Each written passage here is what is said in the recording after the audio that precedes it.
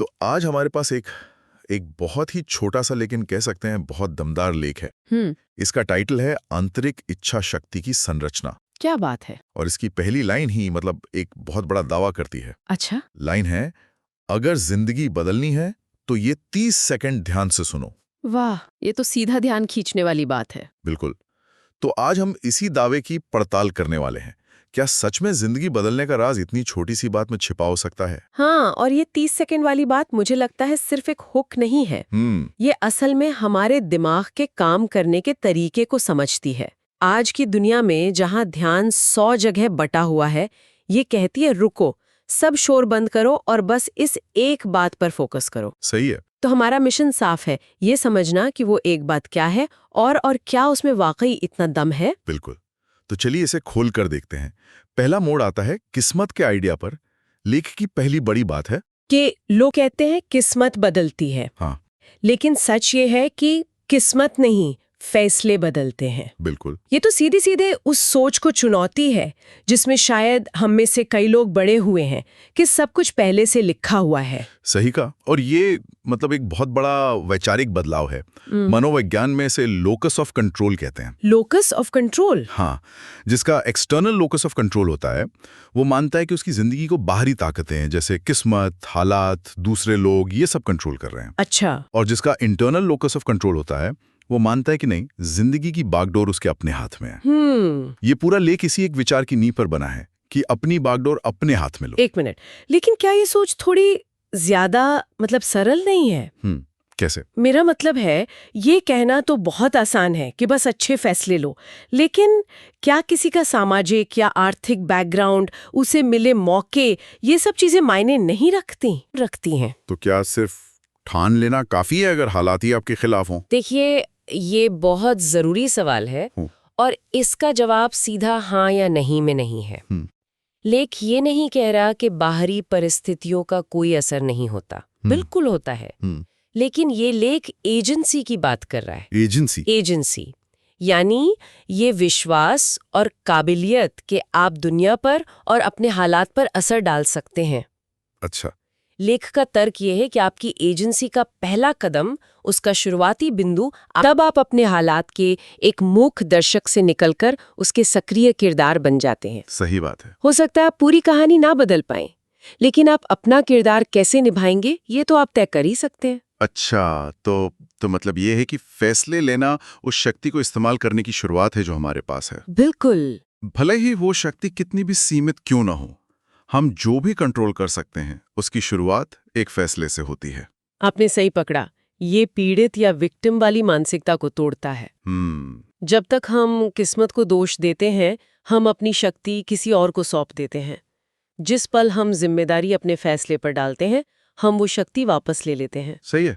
हर छोटा फैसला, सुबह अलार्म बजने पर उठना या स्नूज करना, किसी मुश्किल काम को शुरू करना या उसे टाल देना, ये सब वो छोटी छोटी ईंटें हैं जिनसे हमारे आने वाले कल का घर बनता है। ठीक है, तो अगर हमारे फैसले ही हमारी किस्मत तय करते हैं, तो फिर हमारे सपनों का क्या होता है? खासकर तब जब हम हार मान लेते हैं। इस पर लेख एक बहुत खूबसूरत बात कहता है। क्या? जब आप हार मान लेते हो, तभी सपना आपसे दूर चला जाता है। यहाँ ये नहीं कहा गया कि सपना मर जाता है या खत्म हो जाता है, कहा गया है कि वो दूर चला जाता है। बिल्कुल। और शब्दों का ये चुनाव बहुत गहरा है, बहुत सोचा समझा है। कैसे? देखिए, सपना मर गया सुनने में कितना अंतिम लगता है, जैसे एक फुल स्टॉप लग गया। हाँ। लेकिन सपना दूर चला गया एक दूरी की बात करता है, जिसे अगर चाहें तो फिर से तय किया जा सकता है। अच्छा। ये वापसी के लिए एक दरवाजा खुला छोड़ देता है। ये कहता है कि सपना अभी भी मौजूद है, वो मुमकिन है, बस आपके हार मानने के फैसले ने आपके और उसके बीच की दूरी बढ़ा दी है। ये तो कुछ ऐसा हुआ जैसे हम गूगल मैप्स पर अपनी मंजिल से उल्टी दिशा में गाड़ी चलाने लगे। बिल्कुल सही मिसाल है। मंजिल तो वही है, बस हम अपने ही एक्शन से उससे दूर जा रहे हैं। हाँ। ये एक तरह से उम्मीद भी जगाता है। मतलब जब तक हम जिंदा हैं और फैसले ले सकते हैं, हम हमेशा यूटर्न लेकर वापस मंजिल की तरफ बढ़ सकते हैं। आपने बिल्कुल सही समझा, और ये पिछले पॉइंट से जुड़ता है।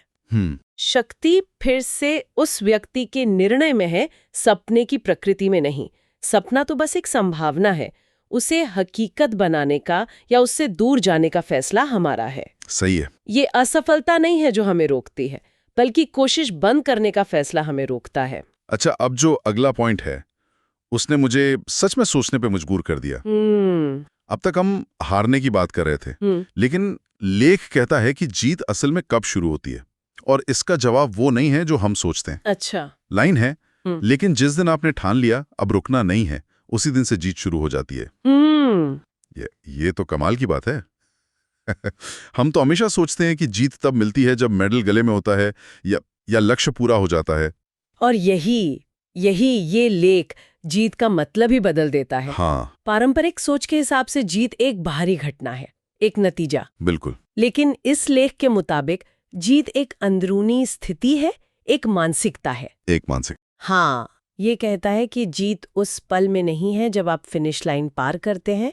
जीत उस पल में है जब आप गिरने के बाद उठकर फिर से दौड़ने का फैसला करते हैं। वाह। जिस क्षण आपका संकल्प मजबूत हो जाता है, असल में आप उसी क्षण जीत जाते हैं। मतलब नतीजे से ज्यादा जरूरी आपका कमिटमेंट है। बिल्कुल। ये तो पूरा गेम ही बदल देता है।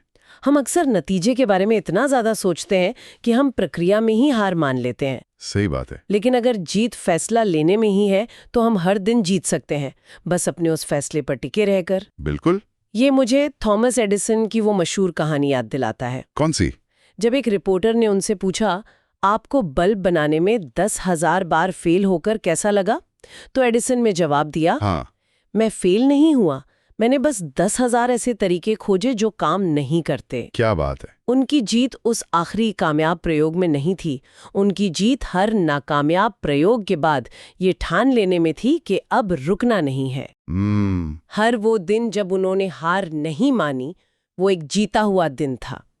ये लेख हमें वही मानसिकता अपनाने के लिए कह रहा है। वाह, ये उदाहरण तो इसे बिल्कुल साफ कर देता है ना? तो ये सफलता को मापने का पैमाना ही बदल रहा है। हाँ, पैमाना कितना हासिल किया से बदलकर कितनी मजबूती से टिके रहे हो जाता है। बिल्कुल, और इससे दबाव कम होता है और हिम्मत बढ़ती है। सही बात है। जब जीत की परिभाषा हमारे काबू में होती है, यानी हार न मानने का हमारा फैसला, तो हम बाहरी हालात के रहमो करम पर नहीं रहते। चाहे बाहर तूफान हो या शांति, हमारी अंदर की जीत पक्की रहती है क्योंकि वो हमारे संकल्प पर टिकी है। ठीक है, तो हमें सही फैसले लेने हैं, हार नहीं माननी और जीत को एक मानसिकता बनाना है। लेकिन इन सब के लिए जो हिम्मत या कहूं कि जो ऊर्जा चाहिए, वो कहां से आएगी? बहुत अच्छा सवाल है। और यहीं लेख अपनी आखिरी और शायद सबसे जरूरी बात कहता है। और वो क्या है? याद रखो, असली प्रेरणा बाहर नहीं मिलती, वो आपके अंदर होती है। हाँ, और ये लाइन पिछले सारे विचारों को एक साथ गूंथ देती है। अगर फैसले हमारे हैं और संकल्प भी हमारा है, तो जाहिर है कि उस संकल्प को चलाने वाला ईंधन यानी प्रेरणा, बिल्कुल, वो भी अंदर से ही आनी चाहिए। बिल्कुल। बाहरी प्रेरणा जैसे किसी की तारीफ, कोई इनाम या वो सजा का डर, ये एक मोमबत्ती की तरह होती है। अच्छा। जिसे हवा का एक झोंका भी बुझा सकता है। तारीफ मिलनी बंद हो गई, प्रेरणा खत्म, डर निकल गया, प्रेरणा खत्म। लेकिन ये कहना जितना आसान है, करना उतना ही मुश्किल लगता है। प्रेरणा अंदर होती है, ये सुनने में बहुत अच्छा लगता है, पर उस अंदर की प्रेरणा को ढूंढे कैसे? सही बात। उस आग को जलाए कैसे रखें जब चारों तरफ से निराशा का पानी पड़ रहा हो? मुझे लगता है यही सबसे बड़ी चुनौती है। आपने बिल्कुल सही नब्ज पकड़ी है, और यही वो जगह है जहां ये छोटा सा लेख हमें एक बड़े सवाल के साथ छोड़ देता है। यह हमें बताता है कि खजाना आपके अंदर है, लेकिन उसका नक्शा नहीं देता। सही है। वो नक्शा हमें खुद बनाना पड़ता है। वो अंदरूनी आग किस चीज से जलती है? क्या वो हमारे मूल्यों, हमारे वैल्यूज से जलती है? क्या वो हमारे क्यों, हमारे वाई से जलती है कि हम जो कर रहे हैं वो आखिर क्यों कर रहे हैं? सोचने वाली बात है। या क्या वो आत्मविश्वास से जलती है? इन सवालों का जवाब हर किसी के लिए अलग होता है। लेख का काम हमें सही दिशा दिखाना था, मंजिल तक का रास्ता तो हमें खुद ही खोजना है। तो इस सब का मतलब क्या निकलता है? हमने एक छोटे से लेख के कुछ वाक्यों की गहराई में जाकर देखा। हाँ। और ऐसा लगता है कि इसका मुख्य संदेश बाहरी दुनिया जैसे कि किस्मत, लोगों की तारीफ या आखिरी मंजिल से ध्यान हटाकर अपनी अंदर की दुनिया पर लगाने का है। बिल्कुल। अपने फैसलों पर, अपने संकल्प पर और अपनी अंदरूनी ताकत पर ध्यान लगाने का। हाँ, ये पूरा लेख, जैसा हमने शुरू में कहा था, इंटरनल लोकस ऑफ कंट्रोल को अपनाने का एक बहुत मजबूत आह्वान है। ये हमें याद दिला रहा है कि जिंदगी बदलने की शक्ति किसी बड़े चमत्कार में नहीं, बल्कि हर दिन लिए जाने वाले छोटे छोटे फैसलों और हार ना मानने के निरंतर काम में छिपी है। सही बात है। हर दिन का एक छोटा सा फैसला, हर दिन बनाए रखा गया संकल्प, यही सब मिलकर एक दिन बड़ा बदलाव लाते हैं। और ये हमें सोचने के लिए एक आखिरी विचार के साथ छोड़ जाता है। लेख कहता है कि असली प्रेरणा भीतर है। अगर ये सच है और हमारे फैसले ही हमारी जिंदगी को बनाते हैं, तो शायद हमारा सबसे जरूरी फैसला ये नहीं है कि हमें क्या हासिल करना है, बल्कि ये है कि उस अंदरूनी आग, उस प्रेरणा के स्रोत को कैसे जलाना और जलाए रखना है। बिल्कुल। तो इस चर्चा के बाद शायद हम सब खुद से ये पूछ सकते हैं, आज वो एक छोटा सा फैसला क्या हो सकता है जिसे हम शायद टाल रहे हैं। शायद किसी को फोन करना, या एक्सरसाइज के लिए जूते पहनना, या अपनी किताब का एक पन्ना लिखना। सही है। क्योंकि इस लेख के हिसाब से जीत का असली मजा ट्रॉफी में नहीं, बल्कि इस पहले कदम को उठाने के फैसले